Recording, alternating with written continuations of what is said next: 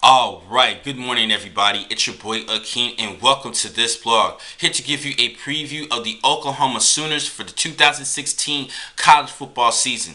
Now last season, Bob Stoops had a great year, leading the team 11-2 and garnering another Big 12 championship and looking to repeat this season. Now they do have the return of some of their leading players offensively, starting with Big 12 Offensive Player of the Year winner Baker Mayfield's a great quarterback and a decent prospect for the 2017 NFL Draft. And he still has good weapons around him, minus one particular player, and I'll talk about that in just a second. Let's first talk about his running back, and Shamaz Perine, an all Big 12 selection first team. He's 5'11", 237 pounds. This kid is a freak, and I was actually once read that he bench pressed 275 pounds 20 times.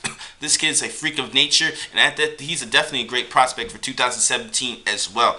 Now, in the wide receiving core, they are missing their top target in Sterling Shepard, who is now with the New York Giants, but they still have some great receivers around him as around on Baker Mayfield, and they have a pickup as well in a transfer. Their transfer is Geno Lewis coming out of Penn State. Now, in 2014, he had a pretty good season, but his numbers dropped drastically this past season, and he is a graduate transfer to Norman, so he will get a chance to play right away for Bob Stoops, and Stoops is pretty excited about this kid. Now, other players in the receiving core, they do have the second leading receiver, and Dede Westbrook, who had over 600 yards receiving last season. He's 6'1", 167 pounds, a good scat receiver to complement Geno Lewis. And I think that tight end Mark Andrews is going to get a lot more looks this season from Baker Mayfield. He was a Big 12, all Big 12 selection this past season as well.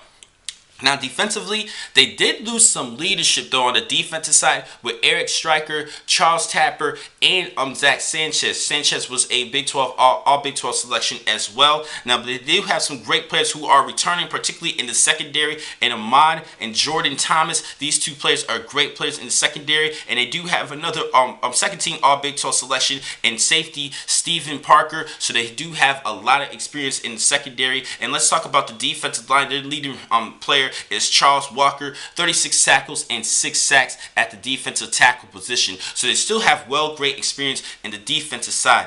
Now, if you take a look at their schedule, they pretty have a tough schedule, starting with their first game on September 3rd in a neutral site against the Houston Cougars. This is going to be an interesting game for you guys because Houston pulled off a big Sugar Bowl victory, not Sugar Bowl, a big Peach Bowl victory over on the Florida State Seminoles, and they pulled off a great upset and a great season led by Coach Tom Herman. But Houston could definitely pull off the upset, and Oklahoma, this game is going to be very key for both these teams. More for Oklahoma. If they lose that game, their confidence would definitely drop a little bit headed towards the Big 12 play because they still have a couple of tough games. October 1st at TCU against my Texas Longhorns in Red River rivalry. October 8th the following week. Texas Tech on October 22nd. Patrick Mahomes, I mentioned before, he is a great quarterback who passed for over 4,600 yards last season. And they do have Baylor, which is going to be possibly indications of the Big 12 championship on November the 12th.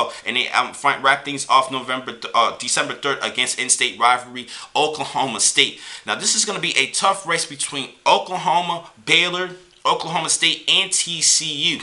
TCU cannot be out of the mix headed by Coach Gary Patterson. But I think the number 1 and number 2 teams in the Big 12 conference, in my opinion, is Baylor and at number 1 OU. And I think that game's going to give indications. So I predict that the Oklahoma Sooners will get one loss this season, but they will beat the tiebreaker by beating Baylor on November the 3rd. Yes, I'm already giving you my prediction and repeating as Big 12 champs and possibly making it back to the college football playoff. Now, the next time I'm going to catch you guys will be in just a couple of minutes. I have 5 more blogs for today. Thank you for watching this blog. I'm your man, Akeem Call. Be easy.